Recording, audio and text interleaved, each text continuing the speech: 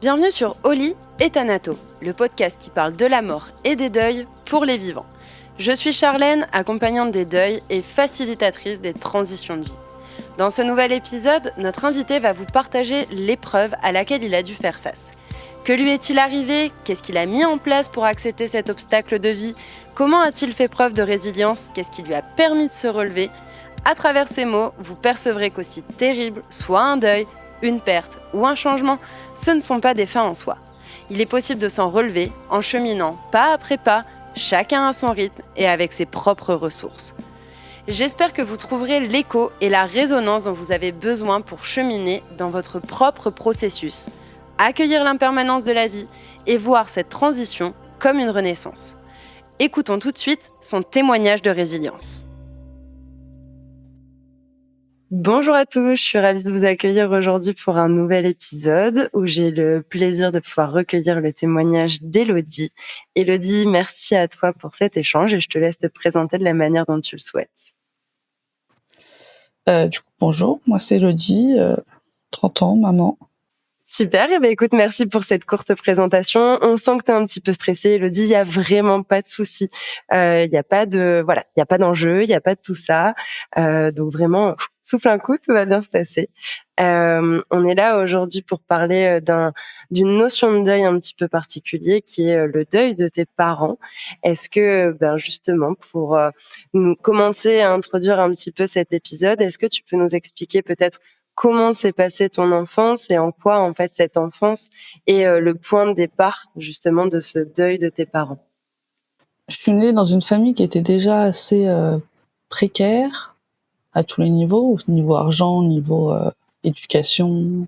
Ça a été très traumatique dès le départ parce que j'ai eu un grand frère qui est mort avant ma naissance. Donc mes parents étaient dans une ambiance un peu de deuil et de pas d'occupation de moi. Il y a eu mon frère, après j'ai eu un autre frère, une petite sœur. Et on est resté dans cet environnement très pauvre. Mes parents ont divorcé. Ça a été le bazar pendant tout leur divorce. Et même après. C'était assez compliqué. On n'a jamais su pourquoi mon grand frère était mort. On a eu un suivi d'assistante sociale pendant très longtemps qui a pas franchement servi à grand chose. J'ai été en foyer à partir de mes 15 ans. Parce que je voulais sortir justement de tout cet environnement qui était nocif. J'arrivais pas à avancer, j'arrivais pas à avoir une finalité dans ma vie, je savais pas où j'allais, j'avais besoin de sortir de tout ça et du coup, j'avais demandé à l'assistante sociale d'aller en foyer justement pour m'extirper un peu de ce monde. Ça a pris beaucoup de temps, mais du coup, maintenant j'ai 30 ans et je pense m'en être bien sortie. On sent justement, comme tu dis, cette précarité en fait sous plusieurs formes, que ce soit en termes d'alimentation, de santé, d'hygiène. Justement aussi une notion un peu de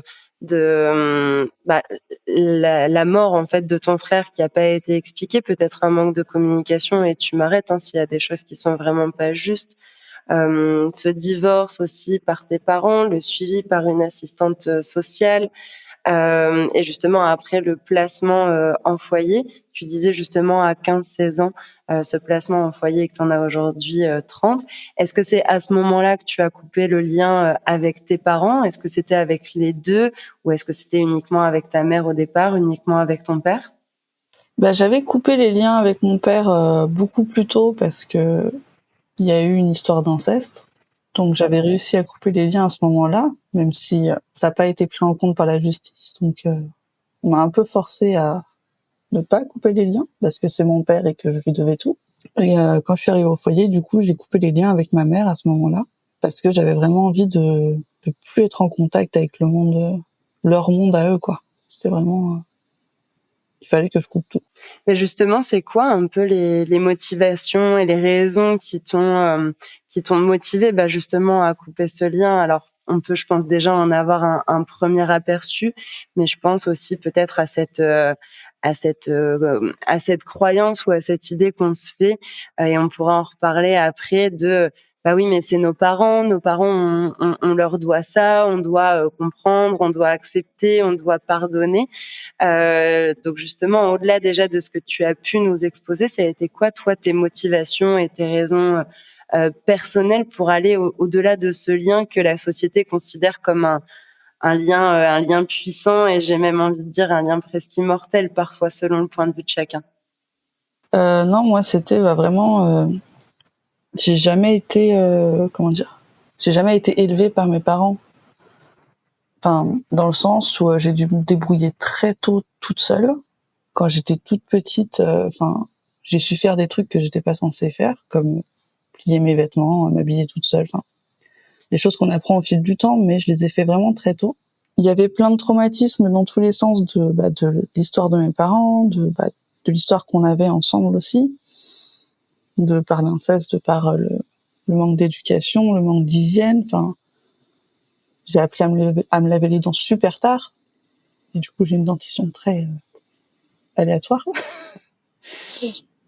Et, euh, et ça a jamais évolué. Enfin, ça a toujours été constant. Il n'y a jamais eu de remise en question malgré les demandes des assistantes sociales de faire des choses pour évoluer. Ça n'a jamais bougé. Et j'avais vraiment besoin de plus être dedans, quoi. Je me sentais vraiment mourir. J'avais l'impression que j'allais partir. C'était une question de survie, en fait, d'une certaine manière. C'est ça. Je me suis rendu compte, enfin, j'avais 15 ans. Je passais tous mes après-midi dans un parc de la ville à boire de l'alcool. Enfin, je me suis dit, mais c'est affligeant d'être alcoolique à cet âge-là, quoi. C'est pas sain, c'est pas ce que je veux. Enfin, Est-ce que c'était par colère? Est-ce que c'était par désespoir? Est-ce que c'était les deux? Est-ce que c'était d'autres mots ou d'autres émotions qui te viennent et qui te traversent quand tu repenses à ces moments-là? je pense que c'était par désespoir et un besoin de survie aussi, parce que le fait de par exemple d'aller boire dans ce parc, j'étais avec des amis, donc j'étais en contact social avec des gens où je faisais partie d'un groupe. Ça faisait un peu, je sais pas, seule au monde, quoi, dans ma détresse. Ouais, le besoin d'exister, d'être prise en considération, d'exister au sein d'un groupe social alors que tu avais C'est peut-être ça, le sentiment de ne pas exister ou en tout cas pas comme tu l'aurais aimé en tant qu'enfant ou en tant que jeune au sein de ta famille. c'est ça. Il y avait une espèce d'insouciance dans ce groupe-là que j'avais pas à la maison parce que j'ai dû être mature super tôt. Ma mère était dyslexique, donc elle était incapable de remplir des papiers, par exemple. Et c'est moi qui lui faisais tous ces papiers, les impôts, les demandes de CAF, enfin ce genre de trucs. Et j'ai dû éduquer mon frère et ma sœur, qui étaient beaucoup trop petits pour se débrouiller tout seuls. Et du coup, j'ai pas eu d'enfance, j'ai pas eu d'adolescence. Et de me retrouver avec ce groupe de personnes, j'étais vraiment dans l'insouciance et dans on fait n'importe quoi et on réfléchit pas aux conséquences, comme un ado, quoi. En fait, tu avais tellement de responsabilités à la maison que ce moment-là d'alcool dans ce parc avec ses amis dont tu parles, ça te donnait une certaine forme d'insouciance, de lâcher prise, de non-responsabilité par rapport à toutes ces responsabilités, peut-être cette charge mentale aussi que tu pouvais avoir en tant qu'enfant, en tant que jeune. C'est tout à fait ça. Non, je me suis dit, le foyer, ça peut être bien aussi parce que c'est vraiment un endroit où je pourrais être une ado, quoi. Mmh. Est-ce que le foyer pour toi, c'était une échappatoire, peut-être un moyen de te sentir en sécurité? C'est ça. C'était un cadre où il y avait des règles, il y avait la sécurité alimentaire, la sécurité de la santé. J'avais des possibilités où je pouvais vraiment faire entre guillemets ce que je voulais dans mon parcours de vie. Par exemple, j'étais en échec scolaire au collège. Clairement, c'était du grand n'importe quoi. Et quand je suis arrivée au foyer, du coup, j'ai fini mon collège. Et on s'est posé la question du lycée. Le lycée classique, c'était pas la peine parce que j'avais pas du tout le niveau. Et du coup, ils m'ont payé une école privée, donc une MFR, maison familiale rurale, euh, où là, justement, ils reprennent en fait tout le programme de collège de manière plus condensée, mais au moins j'ai pu réussir à avoir un diplôme. Et donc du coup, en fait, ouais, à la fois ces motivations qui t'ont, voilà, invité, qui t'ont donné peut-être la force aussi et le courage de se couper ce lien justement familial et parental et en même temps ce foyer qui était là en soutien. C'est donc du coup, pour essayer de résumer, et pareil, tu m'arrêtes si c'est pas juste, mais le côté les personnes toxiques, en fait, notamment avec ton père, l'inceste, ta maman aussi, que tu avais peut-être pas le sentiment de pouvoir évoluer, d'avancer justement dans la vie, ou peut-être de trop avancer, de trop évoluer sur cette notion de maturité, de devoir être présente pour ton frère et pour ta sœur, alors que c'était peut-être pas l'ordre des choses en tant qu'enfant. Peut-être le besoin aussi de respirer, d'avoir un nouvel air, de pouvoir exister, de pouvoir apaiser une certaine forme de souffrance. J'en doute pas à l'intérieur de toi. Se sentir en sécurité, comme on disait, d'avoir un cadre justement pour évoluer, pour grandir et d'être accepté, même peut-être plutôt prise en considération, écouté dans tes envies, dans tes besoins. Je pense notamment à l'exemple que tu viens de donner au niveau professionnel. Est-ce que tout ça te semble assez exhaustif de ton ressenti à ce moment-là et des raisons qui t'ont invité à couper ce lien? Oui, oui, carrément. Ouais. J'étais vraiment soulagée, ça m'a vraiment fait un énorme poids, un énorme boulet que je me traînais qui s'est envolé. Et même si j'ai pas fait ma crise d'ado classique, j'ai Ouais. quand même pu être juste moi-même, quoi. C'était reposant, c'était vivant. Et je regrette absolument pas d'avoir coupé le lien avec mes parents, même si derrière c'est assez compliqué quand même à vivre au niveau de la société, quoi. Ouais, bien sûr, et on y reviendra justement dans la suite de notre échange. Je sais que quand on en a échangé, toi et moi en off, tu m'as dit qu'il y a un événement tu l'as dit juste avant, il y avait cette notion de survie aussi dans ta décision. Et dans le côté survie, il y a un peu parfois le côté pilote automatique. On fait des choses, mais sans réellement avoir la conscience. C'est juste que voilà, c'est automatique, c'est une notion de survie. Et souvent, on pose un regard après coup sur ce mode pilote automatique qu'on a enclenché justement automatiquement. Et il y a un événement, toi, qui t'a permis de remettre en fait en conscience et en perspective ta décision, le deuil de tes parents et puis les différentes conséquences, mais aussi l'avant. Est-ce que tu veux nous dire de quoi il s'agit et nous en parler un petit peu? Oui, c'est en fait quand je suis tombée enceinte, c'est là que je me suis vraiment rendu compte des choses que j'avais vécues qui étaient pas normales et de la force de vie que j'avais eue aussi à ce moment-là où j'avais pas eu ce regard après coup adulte. Et en fait, ouais, pendant toute ma grossesse, ça a été une remise en question de toute ma vie, du fait que j'avais jamais eu de réels parents dans le sens propre du terme, hein, de soutien, d'écoute, d'amour. Ça n'avait jamais existé. Et, euh, et en voyant ma belle-mère, du coup la mère du père de mon fils, je me suis vraiment rendu compte de ce qu'était une maman. Et du papa aussi, mais vraiment la maman, c'était vraiment pas du tout ce que j'avais connu, quoi. Il y avait absolument rien de similaire dans mon histoire de vie. Et c'est là que j'ai pu reprendre conscience de tout ce que j'avais vécu et que c'était vraiment atroce, quoi. De l'aspect maternel, en fait, c'est ça?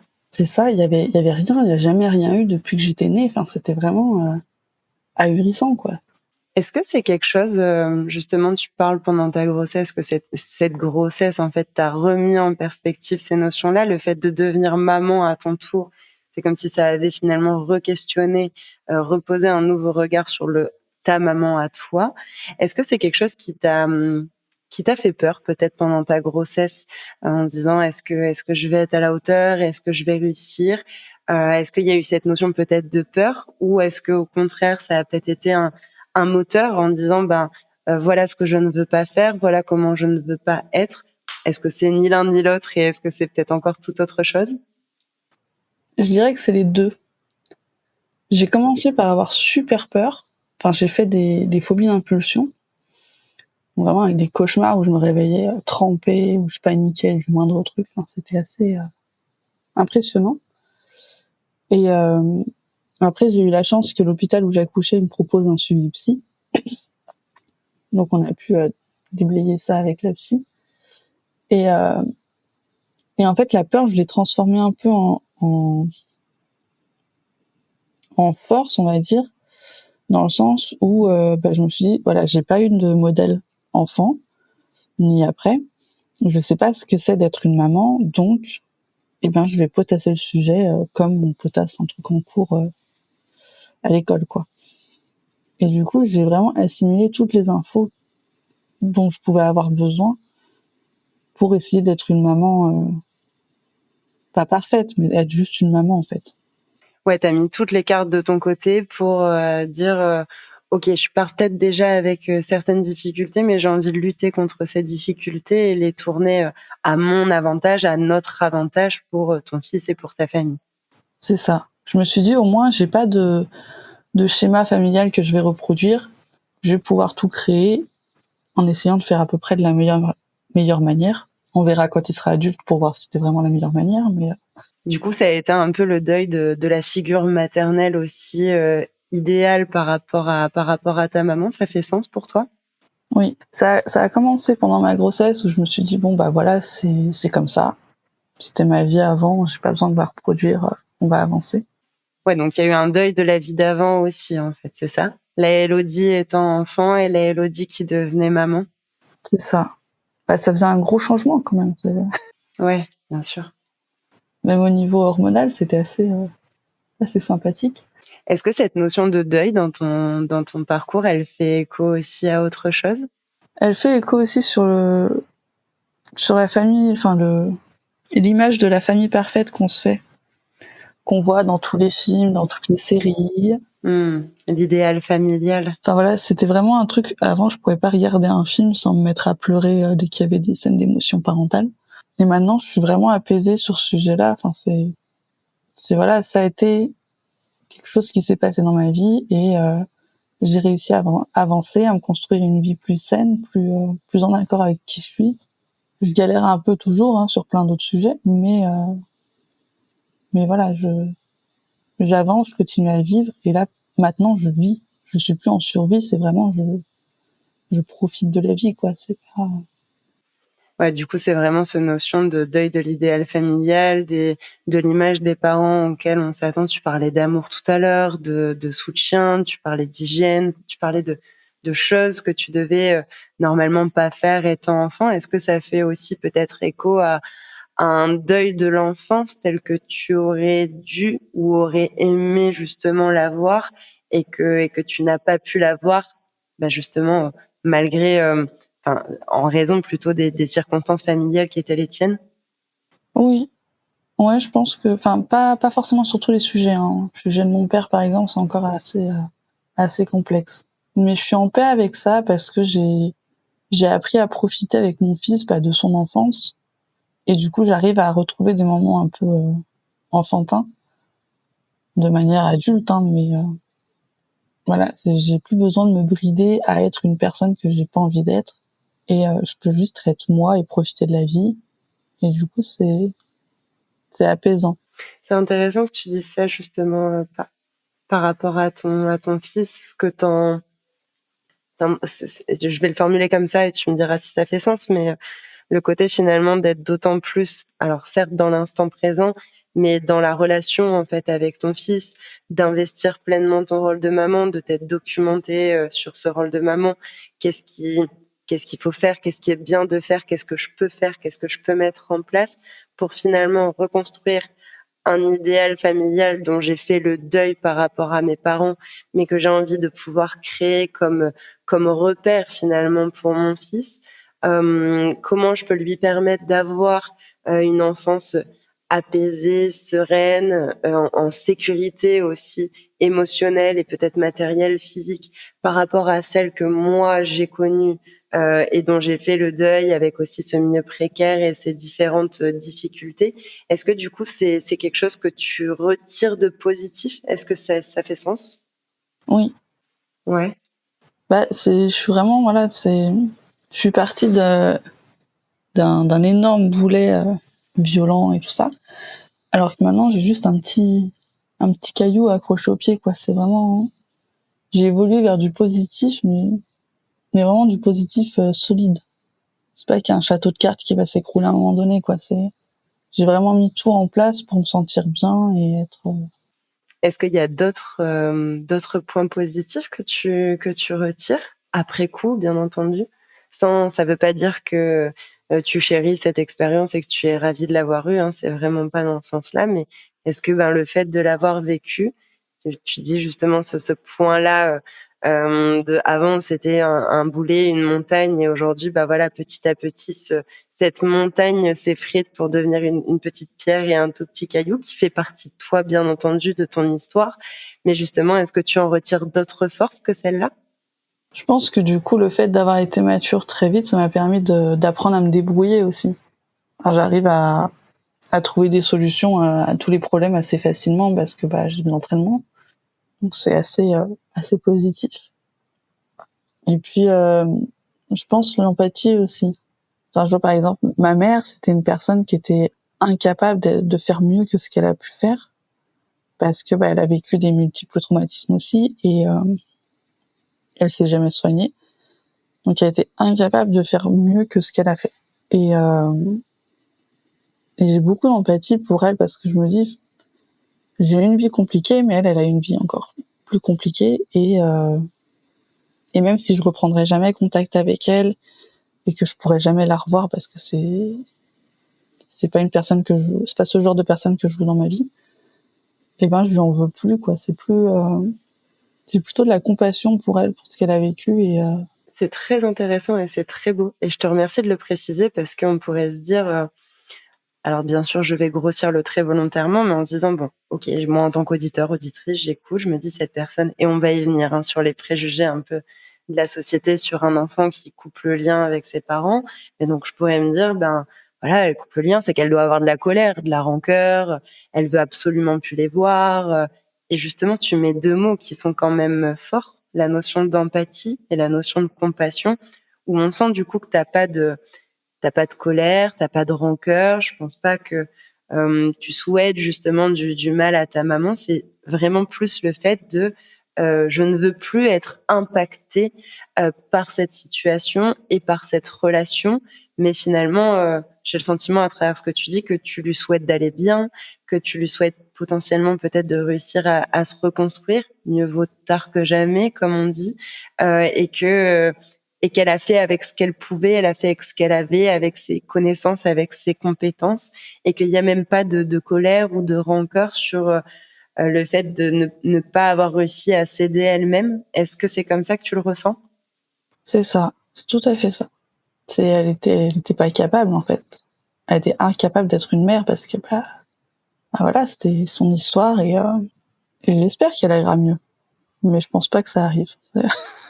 Hmm. En fait, tu n'avais plus envie d'être impactée des conséquences et de subir en fait cette situation. Et c'est pour ça que C'est ça. tu as décidé de faire le deuil de tes parents. Enfin, en tout cas, de ta maman là dont on parle. Tout à fait. Par rapport à ton papa, tu citais tout à l'heure justement l'inceste. Est-ce que on parlait de colère et de rancœur, et à l'inverse de compassion et d'empathie envers ta maman? Comment si tu as envie d'en parler bien sûr, comment tu te positionnes par rapport à ton papa? Là, il y a clairement de la colère, hein, voire de la haine. C'est encore une blessure qui est bien ouverte. Et je suis en chemin, en fait, pour régler ce problème. Parce qu'à l'époque, la justice a pas du tout fait son travail. Il y avait eu un dépôt de plainte qui a été classé sans suite, comme malheureusement c'est trop souvent le cas. Donc là, maintenant, avec la vie que je me suis construite, où je me sens en sécurité, où je profite de la vie, tout ça, je me sens assez forte pour recommencer tout un parcours juridique. Et mon but à la fin, c'est vraiment de me sentir pas ne plus être en colère contre lui, parce que je pense pas que ça disparaisse un jour, mais au moins d'être apaisée sur ce point-là en me disant, j'ai fait tout ce que j'avais à faire. Si ça aboutit, je serai la plus heureuse du monde. Si ça aboutit pas, au moins j'aurais essayé. Et, euh, et je pourrais commencer à essayer de passer à autre chose, quoi. Du coup, cette notion de démarche judiciaire, elle participe en fait au deuil alors j'allais dire de tes parents, mais non, finalement plutôt de ton père là, dans cette situation. C'est ça. C'est vraiment, j'ai envie de mettre un point final à cette histoire et ça sera jamais fini tant qu'il n'y aura pas eu tout ce parcours juridique qui sera fait. Et du coup, j'ai une question notamment par rapport à ton fils. On sait comment sont les enfants avec ce côté innocence, et puis ils viennent parfois poser des questions parce qu'ils ont envie de savoir, de connaître, de comprendre. Et j'imagine, alors je sais plus quel âge ton fils a, et tu pourras me le dire juste après, mais est-ce que ton fils, j'imagine, a peut-être déjà eu ces questions, s'il connaît le papy et la mamie du côté paternel, ils sont où papy et mamie du côté maternel, et peut-être quel est le discours que tu lui tiens quand il a envie de savoir et de connaître? Alors du coup, mon fils a 7 ans. Il a commencé à poser des questions vers ses 4 ans, je dirais, quand il a commencé à prendre conscience que il connaissait vachement la famille de son père, mais pas du tout la mienne. Parce que du coup, j'ai vraiment coupé les ponts avec toute la famille, que ce soit les oncles, les tantes, les grands-parents. Enfin, ils sont tous faits dans le même moule, donc voilà. Donc il avait commencé à poser des questions sur et toi t'as une maman et un papa? Donc très innocent, très mignon. Oui, voilà, c'est ça, c'est vraiment cette innocence. Et j'ai toujours pris le parti, depuis qu'il est né, de jamais lui mentir. Mais à l'époque, j'étais pas prête à lui expliquer, et je suis toujours pas prête à lui expliquer certaines choses parce que ça reste un enfant qui peut pas entendre certains points de l'histoire. Mais voilà, il sait que il verra jamais ses grands-parents de mon côté parce que c'est des personnes qui étaient malfaisantes. Enfin, j'ai essayé de lui résumer en fait l'histoire avec ce mot-là. Il sait un peu ce que je traverse avec le parcours juridique, mais je reste très très vague, mais sans jamais lui mentir. Parce que je veux pas que un jour il me demande d'aller les voir comme ça de but en blanc, et que je refuse et qu'ils comprennent pas pourquoi. Est-ce que justement, un peu comme la grossesse t'a remis en perspective justement ce deuil parental, et j'ai même envie de dire ce deuil familial? Tu parlais de tes oncles, de tes tantes juste avant, vraiment ce deuil en fait de toute ta famille, de tous ces repères, enfin en tout cas ce qu'on peut appeler les repères dans ta famille. Est-ce que par exemple, quand ton fils a eu ce genre de questions, ça t'a peut-être d'une certaine manière, peut-être pendant un laps de temps très court, hein, mais replonger dans ce deuil en disant: est-ce que j'ai pris la bonne décision? Est-ce que c'est des choses qui te sont arrivées, ou peut-être qui t'arrivent encore? Non, non, ça j'ai toujours su que j'avais pris la bonne décision. Enfin, je fonctionne surtout sur des limites, et quand j'atteins ma limite et que je prends une décision, je sais qu'elle est bonne. Et celle-là, je sais qu'elle a été hyper bonne dans ma vie et je l'ai jamais remise en question. Quand il m'a posé des questions, je me suis un peu remis dans le sens où je me demandais ce que je pouvais lui dire sans que ça n'impacte trop lui. Et c'est vrai que du coup, c'est assez complexe, quand on n'a pas envie de mentir à son enfant, quoi. C'est arriver à trouver des réponses qui soient assez pertinentes pour lui pour que ça lui convienne, mais qui soient pas trop complexes. Je sais pas si c'est très clair. Oui, ne pas le mettre en insécurité émotionnelle, mais en même temps, ça t'a pas re-questionné en disant: est-ce que c'est une bonne décision ou pas? C'est vraiment, t'as gardé ton axe et ta droiture et ta décision, et c'était juste, comment j'exprime, comment j'explique, comment je remets les choses en perspective, mais sans remettre en considération cette décision qui a été du coup le fruit aussi d'une longue réflexion, d'un long cheminement au fur et à mesure de ton enfance, de ton évolution, et aussi de ton adolescence jusqu'à justement cet âge de 15-16 ans où tu es parti en foyer et où justement cette décision s'est aussi matérialisée. C'est ça? C'est ça. Très bien résumé. Merci. Et justement, pour finir cet épisode, on l'a un petit peu abordé de gauche de droite. Enfin, je l'ai plutôt introduit plutôt qu'abordé, cette notion de préjugé de la société. Je sais que c'est quelque chose qui te tient à cœur. Et justement, qu'est-ce que t'as envie de nous dire si, imaginons, en toute bienveillance, peut-être il y a des personnes qui nous écoutent et qui se disent, je comprends pas. Je comprends pas comment quelqu'un peut couper le lien avec sa famille. Je comprends pas comment un enfant ne peut pas être loyal. Je mets des mots peut-être volontairement forts, hein, mais ne peut pas être loyal envers ses parents. On doit tout à nos parents. Qu'est-ce que tu aurais envie de dire? Qu'est-ce que tu aurais envie d'exprimer, non pas pour chercher à convaincre, mais pour donner peut-être des éléments de réflexion à ces personnes qui sont peut-être plus réfractaires ou peut-être dans l'incompréhension? Eh bien, première chose, c'est si un enfant vient couper les liens avec sa famille, c'est que vraiment il y a une bonne raison derrière, parce que de ce que j'ai pu rencontrer et me confronter dans ma vie, c'était vraiment des personnes, voilà, comme tu dis, qui étaient mais on doit tout à leurs parents, il faut pas les abandonner, il faut pas enfin t'imagines, ils vont vieillir tout seuls. Je dis bah oui, mais c'est ce que j'ai vécu toute mon enfance en fait. Moi j'ai été abandonnée, j'ai vécu toute seule, j'ai dû me démerder, j'ai jamais eu d'enfance, j'ai jamais eu d'adolescence. Enfin, si j'en viens à ne plus être en contact avec eux, c'est qu'ils m'apportaient rien en fait. Et c'est pas parce qu'ils m'ont mis au monde que je leur dois quelque chose en fait. Ils ont pris la décision eux tout seuls de me mettre au monde. Moi, je prends la décision de vivre pour moi.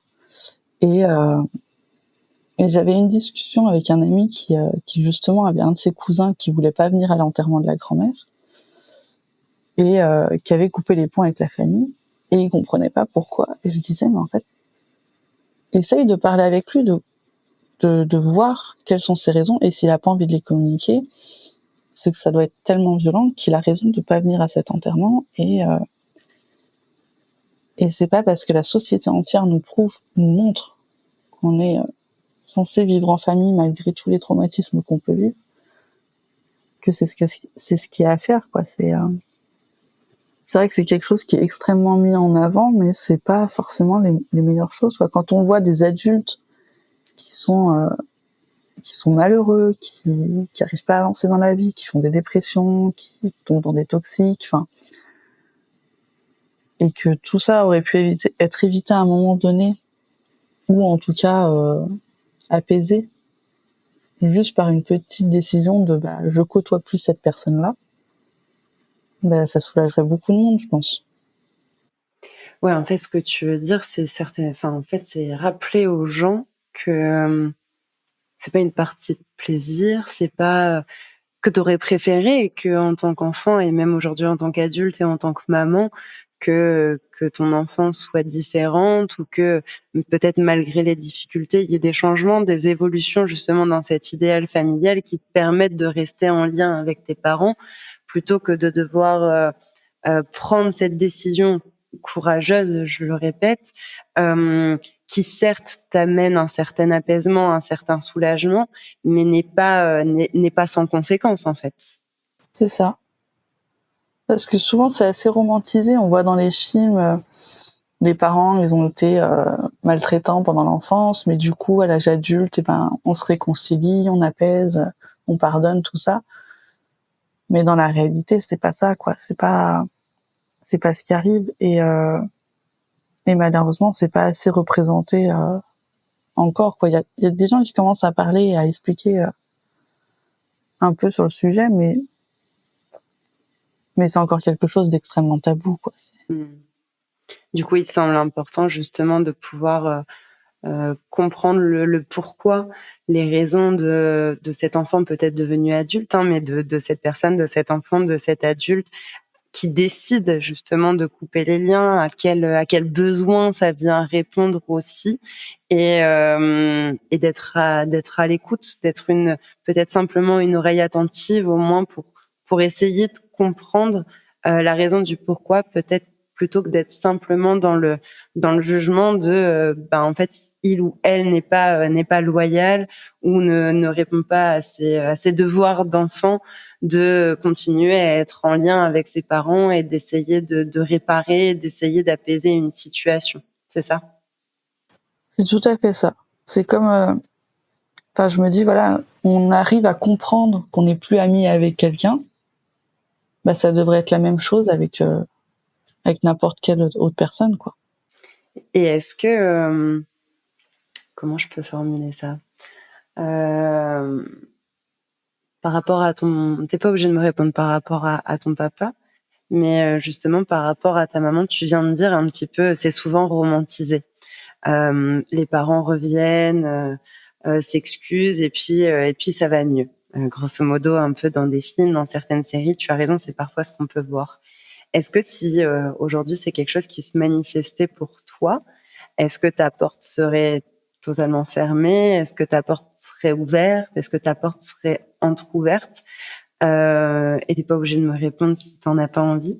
Mais si tu me réponds, je serais intéressée de savoir le pourquoi de ta décision, sachant que ça reste ta décision et qu'elle est pas là pour être pas là pour être jugée. Je pense que du côté de mon père, ça sera non. Je peux tout à fait comprendre, bien sûr. Voilà, il y aura pas d'écoute, il y aura pas de compréhension, il y aura rien. Mais je pense que si ma mère arrivait à prendre conscience, parce que je pense qu'elle a même pas conscience de ce qu'elle a fait. Je pense que si elle arrivait à prendre conscience de tout ce qu'elle a fait et qu'elle était capable de juste s'excuser, je pense que je pourrais accepter les excuses, mais je reprendrai pas de lien avec elle quand même. Parce que, c'est vraiment, comment dire, c'est vraiment pas le genre de personne que je veux dans ma vie parce qu'elle est, elle est tout le temps précaire, elle est tout le temps pleine de problèmes, elle est tout le temps en train de se plaindre. C'est vraiment tout plein de négatifs et j'essaie justement de me sortir du négatif pour vraiment apporter que du positif dans ma vie et dans les gens qui m'entourent. Ouais, elle te tire vers le bas plutôt que de te pousser vers le haut, te soutenir justement, ce qui est logiquement ce qu'on attendrait d'un rôle de parent en fait. C'est tout à fait ça. Donc je pourrais la pardonner, mais voilà, pas plus. Oui, tu serais ouverte au pardon dans cette dynamique d'empathie et de compassion dont tu parlais tout à l'heure, sans forcément que factuellement ça change le lien et la relation la non-relation du coup, telle qu'elle est aujourd'hui. Ce serait pas de nouveau des repas en famille, ce genre de choses. Ce serait une relation qui serait peut-être plus claire, Oui. plus apaisée, mais dans laquelle il y aurait pas forcément une dynamique de se voir et d'entretenir le lien. C'est ça? C'est ça. Ouais, plus clair, tout à fait. Et justement, je trouve, c'est une réflexion qui me vient là en même temps par rapport à cet aspect stéréotype. Et tu vas me dire, toi qui l'as vécu, si ça te semble peut-être juste, cohérent et peut-être intéressant comme réflexion. Alors qu'on questionne ou qu'on remet en question la décision d'un enfant, qui soit jeune ou qui soit adulte, qui décide de couper le lien avec ses parents. Et dans ce sens où on leur doit tout, est-ce que finalement les parents nous doivent pas tout aussi? Pareil, on leur doit tout avec des guillemets, mais c'est que si je prends en tout cas ton exemple et ta situation, ta décision vient du fait que tes parents ne t'ont pas donné ce soutien, cette sécurité émotionnelle, et qu'au contraire c'était dans une forme de précarité. Oui. Et que finalement, est-ce que c'est pas ça aussi qui est à questionner, et peut-être aller questionner ça même chez tes parents, chez ton père et chez ta mère, dans leur propre histoire, comme tu as pu, un petit peu l'énoncer et l'amorcer, et que finalement on regarde la conséquence, l'événement final, mais sans le remettre en perspective dans toute une boucle familiale et tout un enchevêtrement finalement aussi de traumatismes, de difficultés qui t'amènent toi à vouloir sortir de tout ça et à prendre cette décision. Est-ce que c'est clair et est-ce que ça fait sens comme réflexion ou pas du tout? C'est clair, oui, et ça fait beaucoup sens. C'est vrai que comment dire, j'ai eu du mal à comprendre les relations sociales en règle générale, et j'ai toujours du mal. Mais dans mon apprentissage, j'ai remarqué qu'en fait, toutes les relations sociales sont basées sur des échanges. Il y a toujours moi je t'apporte quelque chose, toi tu m'apportes quelque chose. Alors ça peut être factuel, ça peut être matériel, ça peut être émotionnel, voilà. Il y a toujours une notion d'échange. Et les relations avec les parents, je pense que c'est vraiment la même chose. C'est tu m'apportes de la sécurité et moi je t'apporte le fait d'être ton enfant. Je sais pas si c'est comme ça qu'il faut le dire, mais voilà, il y a une notion d'échange, et quand l'échange se fait pas, il y a pas de relation en fait. Ça ne marche pas. Ou alors quand l'échange est toxique ou nocif ou malveillant, c'est pas ce qu'on veut, quoi. En règle générale, chaque être humain a envie du bonheur et pas du malheur, quoi.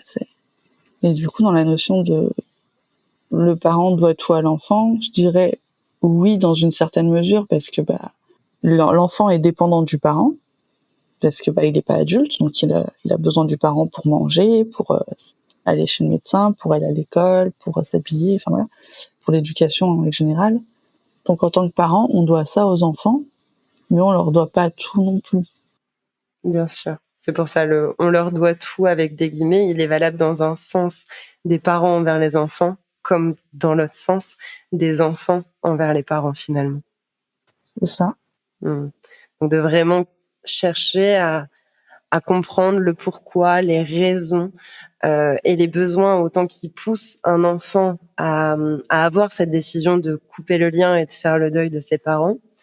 Et puis peut-être aussi chercher à comprendre finalement d'où ça vient cette décision et donc quel a été peut-être le passé, l'enfance et le passé aussi de ses propres parents pour essayer peut-être de mieux comprendre et d'avoir un regard plus objectif sur la situation plutôt que d'en rester à ce préjugé ou à ce stéréotype de on leur doit tout en fait. C'est bien ça? C'est ça. Non, je disais, ça m'a beaucoup aidé en fait de comprendre le passé de ma mère pour pouvoir apaiser la relation. Bien sûr. Justement, cette notion de compréhension, de communication, de relation, d'ouverture, de compassion, comme tu l'as dit, ça ne veut pas dire qu'on doit tout accepter non plus.